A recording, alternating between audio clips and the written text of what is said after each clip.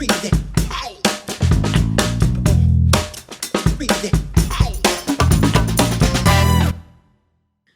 hello. Thanks very much for listening to the podcast. I hope you enjoy it. This is the first episode. Let's see how it goes. I tend to make a lot of hand gestures, which obviously you're not going to see through this. So it's just periods of time where I'm quiet and just know that my hands are moving.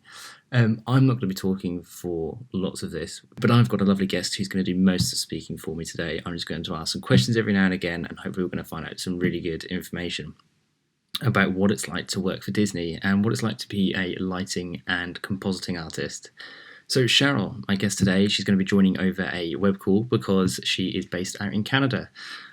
She has just finished working on Strange World for Disney, and she has also worked on a lot of the Disney classics that certainly made up my childhood, as they may have done for many of you. She's worked on some great classics like Lilo and Stitch, Mulan, Brother Bear, but also some more recent films like Frozen, Moana, and, as I say, most recently, Strange World. So thanks very much for joining today, Cheryl. I really appreciate it. I've known you for a couple of years, and it's lovely to be able to speak to you on the podcast. So let's start with the simple questions to start off with. Lighting and compositing artist. What is it and what does it mean? Give us a little run through. The way I always explain it to people, and I don't even know if this is an accurate way, but I love the theater. I love going to Broadway shows and stuff. And I try to explain it as, if you think about like theater lighting, we're doing that, but in a 3D program. So we're getting the room and the characters, and you're kind of setting things up. And then for compositing, I guess the construction workers, like putting it all together, like you're building a house, you're putting all the elements into, to get one final beautiful piece. That's how I try to, because my mom still has no idea. Like when I worked for Disney, I'd hear her talk about my job, and as far as she was concerned, I was Michael Eisner. Like she didn't difference between me and him, But that's the only way. It's really hard until, I think now with all the making ofs and stuff, it's easier to kind of, people understand more. But for the longest time, and people still do it, it's like, you're an animator. And like, no, I'm not an animator. It's completely different. But I think everyone just kind of lumps that, it's just the word. That's a good breakdown explanation, actually, because I know exactly how it feels. When I was studying animation, I was taking on different kind of roles or different projects, and never really got stuck in animation. Actually, although it's the course I was studying, I never actually sat down and was like, I'm going to be animating all the time. And whenever there was like, the image I always had in my mind was, from Monsters Inc. when they're like, here come the scarers, and it's like, there they come, like, I was, in my head, it was always like, there's the animators, and they like come like slow motion, like wandering up and start animating, and that, in my head, that's how I saw it when I was thinking back, like, in their studio, like, you have people doing all these different things. It's like, here come the animators, because they're the ones, like, everyone knows actually what that job is. So everyone's like, oh, they're the animators. They're like the rock stars of that world. It's true, yeah. But I think what's nice about lighting and compositing is that we work with almost every department, because everything gets touched before it comes to us. So, especially with animation and effects and stuff, I think we work kind of most closely with those departments. So that's always really fun. So tell me a bit about what you knew about Disney when you were younger. What were the films that had been released by Disney that really sort of kicked that drive to get into animation? It's funny because it wasn't my dream. It was actually someone I had been dating for a while. That was his dream, and he had an internship. So I sort of just went with him to Orlando, Florida, and then ended up getting hired. But what I loved about it was just, I love the history of the studio. And I mean, I just, as a kid, watching The Wonderful World of Disney and seeing Tinkerbell flying down from the castle, and, it's just that excitement. And even now, like, I was just back in California because I went back for the Strange World wrap party, and just being on the lot and stuff is like, all this, it is very magical. There's just something about the history and what Walt Disney started, and, and how it ties in with all the parks and stuff. It's just so much fun. But So was there anything that you wanted to do before? Because I'm assuming you were maybe late teens, early 20s when you went.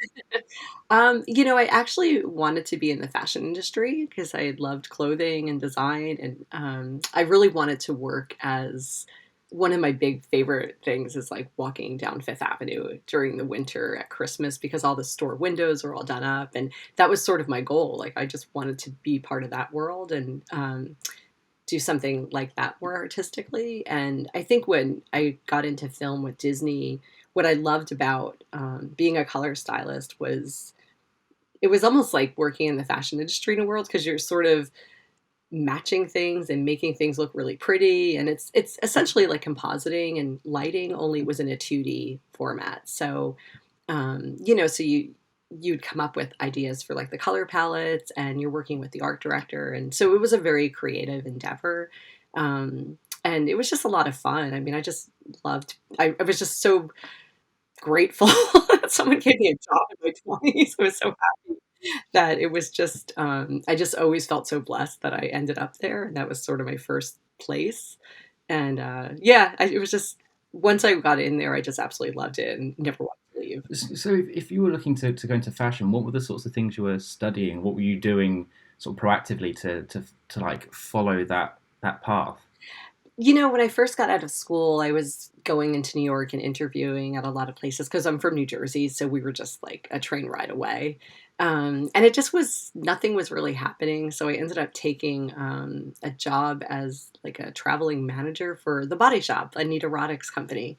It was still when it was owned by her. So that was really a great experience because I learned a lot like herbal, cures and things like that. And actually got to meet Anita Roddick at, she would come to the store. And so that was really fun. So I did that for 2 years before I moved to Florida and started working for Disney. So it was a little off base of where I wanted to go originally, but it obviously ended up working. It's interesting that still though, although you necessarily weren't aiming to get to Disney, you were still wanting to do something that was creative. It was still around design, around color, and I think that's still important. And I mean, I Yeah, guess that's what gives you the links to then move across to Disney really well. yeah.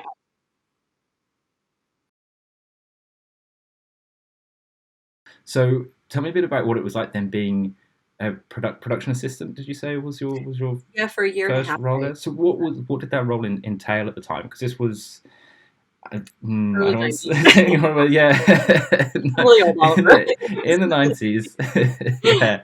So no, Um, Mulan was 96, was Mulan it? was oh gosh, I'd have to look at the sheet. Yeah, 8 when it was finally released. it was 98. It Yeah, was 98. because I remember it was my first trip to Europe. I went to Paris with my girlfriends after we finished the film. And I kept seeing it on the buses and like, Yeah. billboards like Mulan. I'm like, "Oh my god." But, So yeah, yeah, so what was that role of production assistant? What was that like then at Disney at that was time? I sort of I mean, I worked with the woman who, Francine, who ended up becoming a good friend of mine and was a really good mentor, because she'd been at Disney forever, and she would do all of the ordering for the studio. So what I loved about working with her is that I literally got to know everyone in the studio because I was like her assistant, so I was always like ordering art supplies and meeting with people, and so it was just a lot of fun. And I was really nervous to move into a creative role because everyone was so talented at the studio, and I just felt like there's no way I could do this. Like, there's no way. So when it was first suggested, I was really, really nervous. And the first film it was nice to have that under my belt, but I still felt insecure going into the next ones. Like I worked really hard, and I mean, there were a lot of late nights, and we did a lot of overtime and everything. But it was just so much fun. Like it was just such a great experience. I'm gonna keep going back over like the same sorts of things, but the production assistant role is something that very much intrigues me actually because I think a lot of the time, especially when studying, I mean, obviously I studied as animation as a specific topic at university, and you spend 3 years really focusing on that and all of the aspects of it, and working on small projects and getting involved in different things, and then you go out to work somewhere and you feel like oh, I've got to just do the really like the run of the mill job right at the bottom one. You just Yeah. I don't know. I know I certainly have done like you feeling. I just you're seeing other people work on something. Like, I just really want to get involved with that. Like I have ideas I want to contribute, and it's like, did you did you feel that as the production assistant, or knowing that obviously you didn't come necessarily wanting to work at Disney originally? Did you feel that, or did you feel that there was really invaluable things that you picked up while being in that role that really helped you progress on? It was really essential.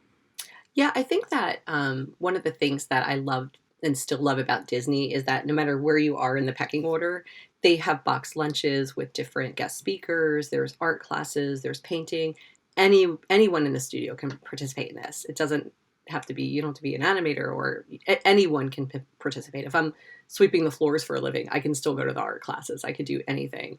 So that I think they've always we had this thing back then. I mean, this is also going back like 25 something years. I don't know if my path would work for anyone today because it is so different. But when I was there, it was just a different time, when I started. But I mean, they had this thing called a gong show where anyone in the studio can pitch an idea for the next film. Yeah, So they did encourage people to learn about the process and to move within the ranks of the studio, which I always thought was really great. And I actually thought I was going to get more I never thought I was going to stay on the creative side. I always thought I would follow more in like a producer role because I like organizing things. It sounds so weird, but I love that idea of like kind of overseeing, and just making sure things tick and work the way they are and working with a group of people as opposed to like when you're in a more creative role, a lot of times you're working more independently.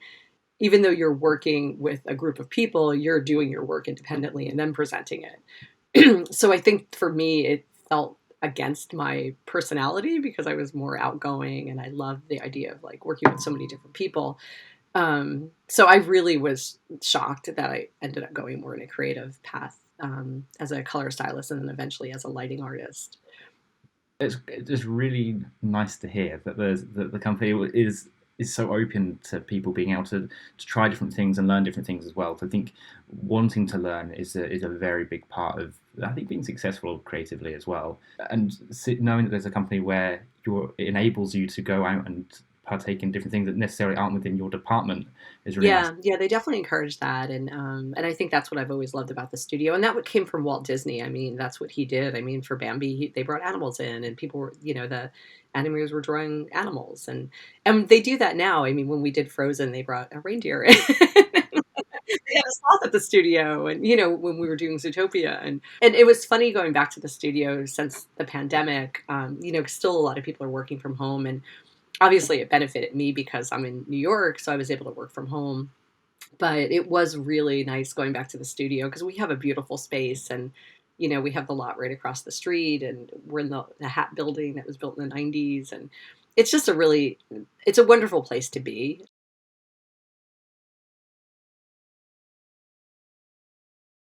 I know we detoured a little bit there, but it's fine. Moving background to from your production assistant role to what was your next role after you were a production assistant? So it was Milan, so I was working as a color stylist. So So straight in at the straight deep in, end. yeah. Yeah, I Okay. started as a trainee, and then through the course of the film, I became a full-fledged journeyman. It's, Yeah, tell me about the project, sort of where you got involved to begin with. This is your first project. I'm assuming a fair bit of pressure maybe felt at this point, or were you just oh, it was everyone terrifying. was yeah? It's like the first day of school, stomach ache. I'm gonna vomit. Like I'm terrified. So I did have training for about 3 weeks on the software, um, and it was just it's scary. And it does like you do all the training and then you get shots, and they're great about they don't just throw you into the deep end. You definitely have like a build up to but someone that's type A, you want to make everything perfect, and it's hard to just, and I'm always imagining the worst possible thing, like I'm gonna fail at everything I do. Or like, it's gonna be horrible, and they're gonna hate it and throw me out. But it worked out, and the people were so. I mean, everyone was really kind and generous, and we were a really small team in Florida. We were like a handful of people working on the film as a color stylist. It's very different now as a lighting artist because, in the peak of at the peak of overtime, we'll have like 70-ish people because there's just so much work and it's so different with all the technology, so it is a very different experience. But back in, on the 2D side, we were a really small team with a color stylist. And we actually, for Mulan, they actually brought in a couple of the ladies that worked in the California studio. So they came to help out because it was not only my first project at Disney, but it was also this studio in Florida. It was our very first project where the film was done 100% in Florida. Because before that, they were always a satellite studio, and they actually started as part of the ride, like part of because we had the fishbowl, so the tourists would walk through and get to see people working. So it was a very different.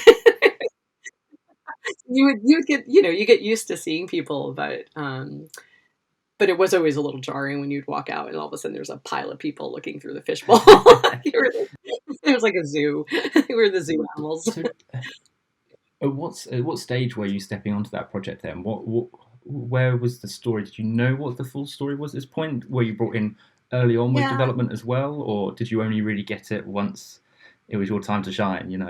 yeah, it's usually we're later in the pipeline. So usually the story is in fairly good shape, and now with 3D animation, we are working parallel with animation a lot of times because of the timelines being so tight, because a bulk of the timeline is spent in development and in story. So by the time it gets to the floor where the artists are working on it, we have a very different deadline. We have a much tighter deadline. And it feels like it's getting tighter and tighter with every film. But I think they also are really great about making a decision if something doesn't feel like it's ready, or but it is a trickle down effect because we have to hit our deadlines because the park has their deadlines and merchandise has their deadlines. So it's all very connected. The whole world is connected in Yeah, a yeah. sense. Of So it's not course, just us yeah. creating a film, but it's affecting all these other departments and marketing. And when it's released in different countries, there's the whole timeline. So we do stick to the date as closely as Yeah, yeah. possible. With Mulan obviously being this folktale, and obviously it's important to maintain some kind of heritage there as well. And I think that comes through with the artwork. So obviously a lot of the backgrounds and things are very traditional, simple, sort of elegant designs. Tell me about what that was like to work on from your side. Because you're working with these lovely. I'm correct me if I'm wrong, but were painted backgrounds still at this point. What was how was it how is it for you then coming into that, working with specifically having this very different style to work with? There had been, we didn't partake in it, but they always do research trips with the films, and they bring on consultants and people that are familiar with the culture to work directly with the directors and the art directors and the writers.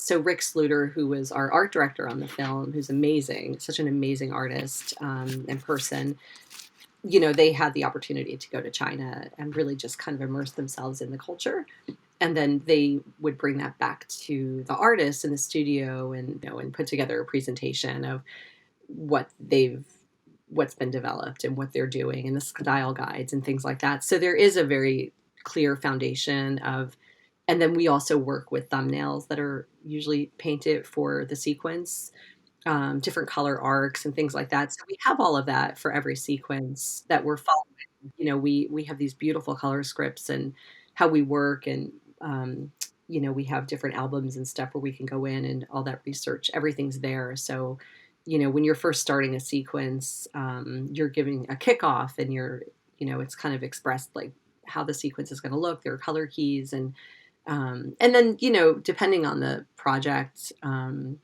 A lot of times, like, you can sit in on different talks and stuff about the culture. So it's sort of like, it's almost like writing where you're doing this whole backstory, and some of the stuff may not make it on screen, but it's so much information so that you have a very clear idea of what the film is going to be about and what the look of the film is going to be about. So it is really, really cool. Brother Bear obviously was your final piece working with that in that studio and on something that had those strong 2D elements, although as you say you were working on a computer still. Then moving into 3D with Disney. So what was your first 3D project with Disney? So with Disney, so I had done for 10 years, I worked in different studios. I spent a lot of time in Toronto. So the Wild was I went onto the Wild as a compositor. So I was learning Shake and like all the, new software and working with a whole different group of people and still not in lighting yet. I didn't really start lighting until I worked for Real Effects in Dallas. So they actually gave me an opportunity to work and learn lighting there. And then I went to Blue Sky for one of the Ice Age projects. Um, and so I worked kind of around the country and in Canada for about 10 years. And then in 2012, I got hired back at Disney on Wreck-It Ralph. So I came in as a lighter compositor and, knew a lot of people because a lot of people had already made that crossover. And I had learned a lot in that 10 years. But it was still scary going back to Disney and being a 3D artist because I only really worked on a couple of like really small projects, except for Ice Age. Like everything else was really small, like some commercial stuff and everything. Um, and we have a completely different pipeline. Everything's proprietary and stuff. So there was a little bit of a learning curve getting in. But again, everyone's just so generous with their time and their knowledge, and I've always found that in general in our industry. I don't think I've ever been anywhere where people are just like they don't want to help or there's always So we've spoken about the working relationships and the environment that it's like at Disney, and especially in those, in the Florida, the 2D studio. What are those relationships like? Is it more of like a friends and family, or is there still that kind of strict business hierarchy you get in other industries? No, I think it's definitely a more laid back atmosphere. I've always found animation. Again, I've never worked in live action, but I know animation to be just generous people, like just really amazing group. And I've never, I mean, maybe once in my whole career, I've had one person that I didn't get along with, but most of the people are just really great. I think everyone, because I think the family aspect of the films, there's that, you know, whenever anything happens to anyone in the studio, I've never seen a group step up quicker, whether it's to collect money for something or, anything. It's just a great group. And most of the people I know that have the animation background, like they don't want to leave that background because it is very, there's just something about it. It's just a very different industry. And living there, I think because we worked at the studio, like you can just walk out and you're in the park. It was a very different experience than going to California because the studio wasn't connected to the park at all. So that was a Okay. different experience because it wasn't part of the bigger world. Where in Florida we were part of the bigger world, but there was something about being in California and being on the back lot and the history that happened and the films that were made there and walking over to the Disney store on my break and buying something. Um, so you said before, and I think Disney's quite renowned for is its excursions, its trips when there's a project, research trips. Have you ever managed to get onto one of them? Yeah, not the really exciting ones like China, but Yeah. yeah, we did like for Zootopia, we did a day trip to I think it was the Natural History Museum, and they brought out like different pelts and stuff, like archival, obviously things that wouldn't happen now because that's when people just go to Africa and like shoot something just to have it. But they did bring all these pelts out, so we had like giraffe pelts and different animals and stuff. And a lot of it was for the fur development because that's such a big deal, and just for us to see how things react in the light. So we have a lot of stuff like that we do. We did for Frozen. They had at the Queen Mary that's docked down somewhere in Southern California. They had an ice show. So we actually went to this like huge ice thing and you wear these giant parkas and it's like, and you're seeing ice and how it's reacting to light. And, So we do different like fun excursions. I know they recently did one where they did go out to a farm for Strange World, but I wasn't in California at the time, but it sounded really cool. So there are a lot of excursions when we have time. We also have a certain amount of money every year we can use that goes toward training, anything you want to do. So, like my friend right now is taking a class on pottery, and I've taken writing classes with it. And, so there is, again, that ongoing. I mean, again, one of the amazing things of working at the studio is there's always this encouragement to keep learning and growing as a person and an artist, because it just everything you're learning is just going to make you better at your job and what you're doing, you know.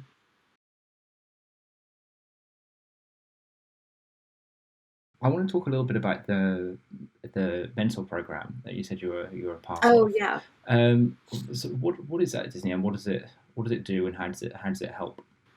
So they do it every year, maybe a couple of times a year. It depends on the department you're going into. And for lighting, um, I had the opportunity two different times to be a part of it, and it's so rewarding because you're helping to develop a program. They really do leave, like, they have guidelines that we sort of follow, but the goal is to get the trainees up and running to be part of the next film. So we work with them, we train them in the pipeline, we set up different talks, and so we're setting up a whole curriculum for them, and we're all matched with someone. So like I'd be matched with someone that I'm sort of helping them. I mean, we're all kind of working together, but then they have a point of contact if they have questions. And it's just a great, I mean, I think it's really a great program because it's just helping someone that may not have just been able to apply and get into Disney. It helps someone to have that opportunity to intern at one of the best studios in the world, or the best studio in the world. So I think that there's so many upsides to it. It also helps Disney develop new talent, and bring new people in. You know, it's a really wonderful Hmm. tradition that has always been there. They've always done like a mentor program and a And are training program. these people recent graduates, or does it tend to be people from all sorts of walks of life? It's mostly recent graduates, from what I remember. They have a certain amount of years after graduation that they can participate and apply to the program.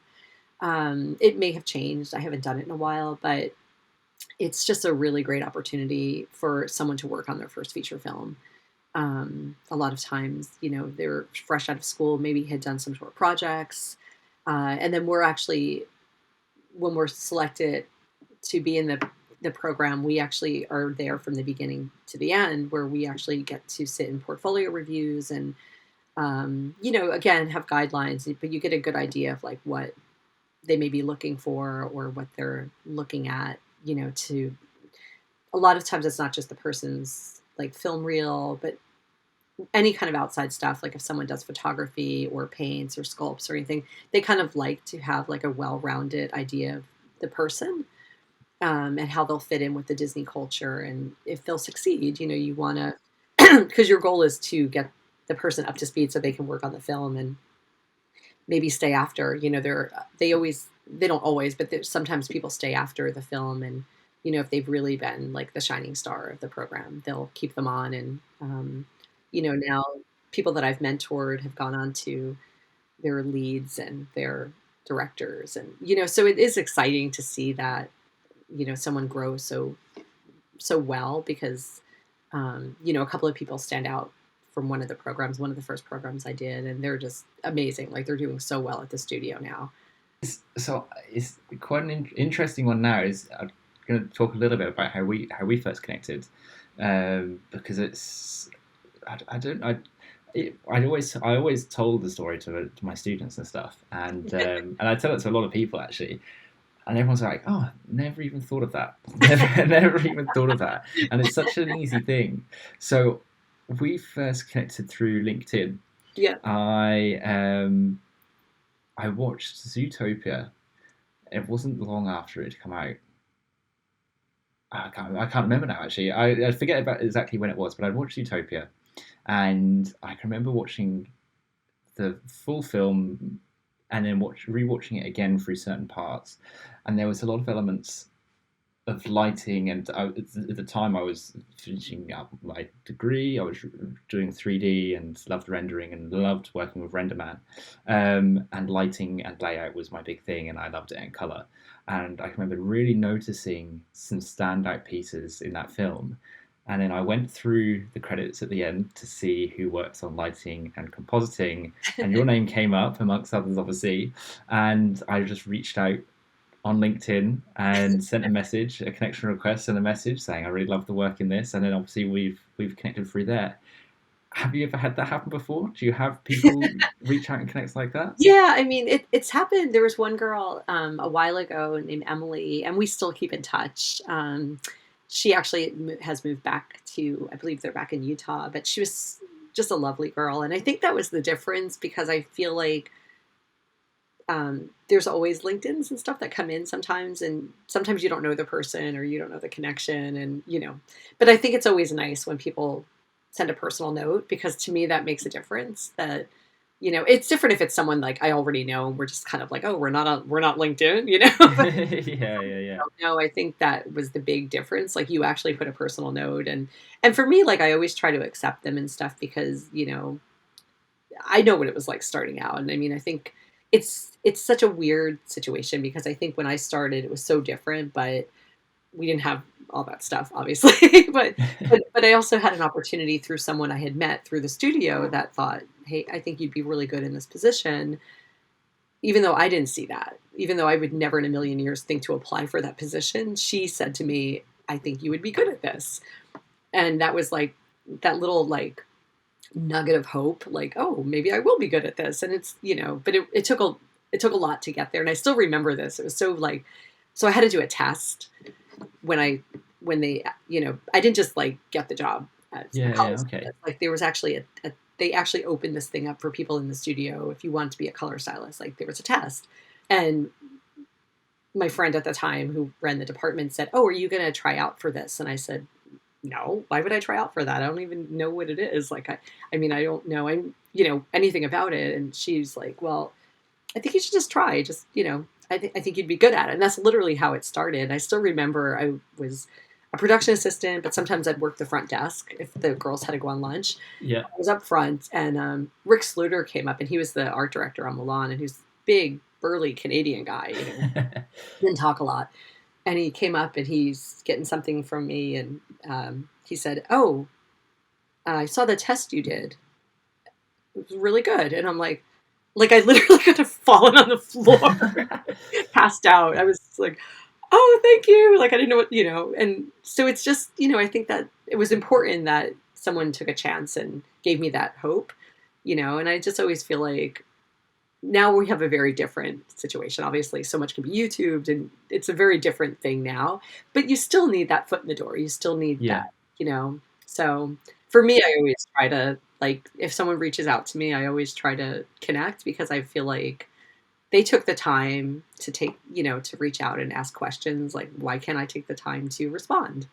Oh, I can remember it meant the world when I got a response. Because I'm in the UK as well, and I was from a very rural part of the UK, so it's like suddenly it was something like, geez, this world is obtainable, it's not without reach. Yeah, it really is. I mean, and again, it's just the more places you work and the more people you get to know, it does close that gap, and I think that's the big thing. I've always said this to anyone I've mentored or talked to, and especially now with so many opportunities like across the world, you can live anywhere in the world you want to live and work anywhere you want to live, because people will give you that chance. There are so many startup studios, and I almost feel like there's a shortage sometimes. Yeah. But just if you're in a position where you can travel and do the things you want to do, just go do it. You're just Yeah. going to gain experience, and just learn as much as you can, even if it's like the smallest project. You're going to learn from it. And I think just being open to that and that eventually will get you where you want to be. Well, I think that's a good time to wrap it up there, actually. So thanks so much for doing this for us, and I hope everyone who's been listening has enjoyed listening to it. I'm sure you've really informed a lot of people and really helped some people Thanks. as well, and at the very least entertained me. I So thank you so much appreciate for it. doing it. No, it's been really great. I just, it was really nice meeting you, and I was glad you emailed. It was very sweet. It was. Well, I'm very glad I did, I have to say.